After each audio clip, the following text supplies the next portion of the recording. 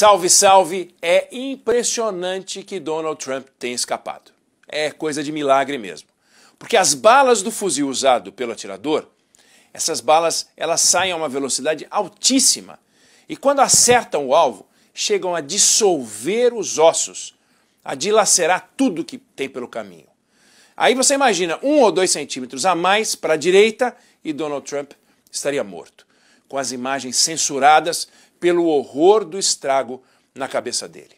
Eu não vou aqui discutir os efeitos do atentado sobre a eleição americana, porque ainda faltam 4 meses, eu estiquei o 4 meses, porque 4 meses em qualquer processo eleitoral realmente é uma eternidade. Você pega a eleição presidencial de 2018 no Brasil, há 4 meses da eleição, Bolsonaro não tinha sido esfaqueado.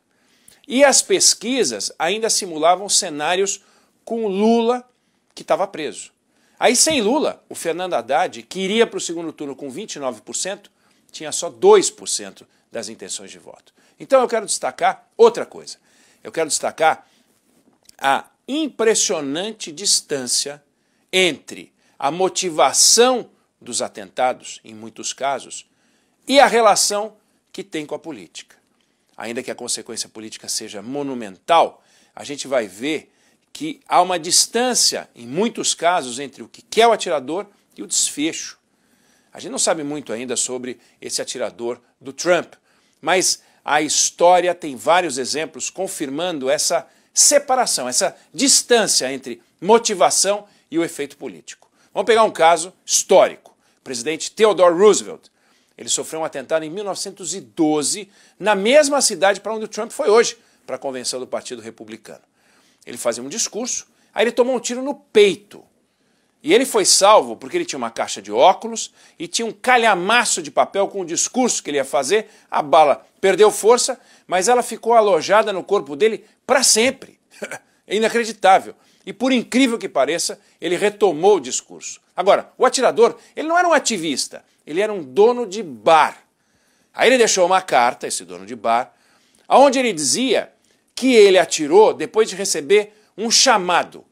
E que chamado era esse? Era a aparição de um ex-presidente americano, William McKinley, que foi assassinado em 1901, e o ex-presidente encomendou para ele uma vingança, porque entendia que o culpado pela morte dele era o Theodore Roosevelt. Então, esse era o papel do dono de bar que foi atrás do Roosevelt.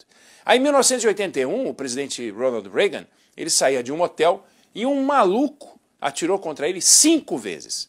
Quando eu falo maluco, é maluco mesmo. Não acertou nenhuma bala, mas uma ricocheteou na limusine presidencial e entrou debaixo da axila do presidente. Chama-se John Hinckley Jr., o maluco. E ele foi considerado inimputável. Foi recolhido a um estabelecimento psiquiátrico, ficou décadas. Aí ele saiu em liberdade condicional em 2016. Aí, quando perguntaram por que atirou, ele disse que era para impressionar a atriz Jodie Foster, porque ele era obcecado. São vários casos, no exterior, e vale aqui também. Pega o Adélio Bispo, que a Polícia Federal investigou 3 vezes e concluiu 2 coisas, que ele agiu sozinho e que ele é doido. Nos depoimentos, o Adélio disse que foi procurado pelo FBI em 2016 porque ele incomodava com postagens e os americanos estavam preocupados com ele.